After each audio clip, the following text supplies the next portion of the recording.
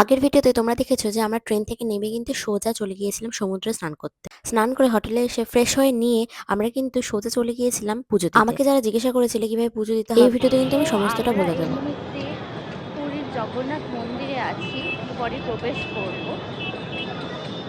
ভীষণ ভালো লাগছে, এত সুন্দর আমরা কোনো ওয়েদার। পান্ডা নিয়েছিলাম কিনা, কিভাবে পুজো দিয়েছিলাম, কিভাবে মহাপ্রসাদ খেয়েছিলাম, সমস্তটাই এই ভিডিওতে আমি ডিসকাস করে দিচ্ছি। এছাড়াও যদি কিছু বাকি থেকে যায়, আমি একটা বড় ভ্লগ অবশ্যই বানাচ্ছি, সেখানে আমি A to Z পুরী ঘুরতে যাওয়ার সমস্তটাই দেওয়ার চেষ্টা করবো। জুতো টুতো অ্যালাউড নেই, তাই জুতো ওগুলো সব রাখতে আমি যাচ্ছি এই মুহূর্তে। মন্দিরের বাইরে কিন্তু ফ্রিতেই মোবাইল ফোন এবং জুতো রাখার জায়গা রয়েছে, অতএব আপনারা কিন্তু টাকা দিয়ে সেগুলো রাখতে যাবেন না। আমরা কিন্তু গিয়েছিলাম অ্যারাউন্ড 10টার দিকে, ভিড়টা কিন্তু বেশ ভালোই ছিল। আপনারা আশা করি যদি সন্ধ্যার দিকে বা ভোরবেলা যান তবে হয়তো একটু কম ভিড়ে দেখতে পারেন। আমরা কোনো পান্ডার সাহায্য নিইনি, আমরা লাইনে দাঁড়িয়েছিলাম এবং ভেতর থেকে ভোগ নিয়েছিলাম। ফোন জমা করে দিতে হচ্ছে।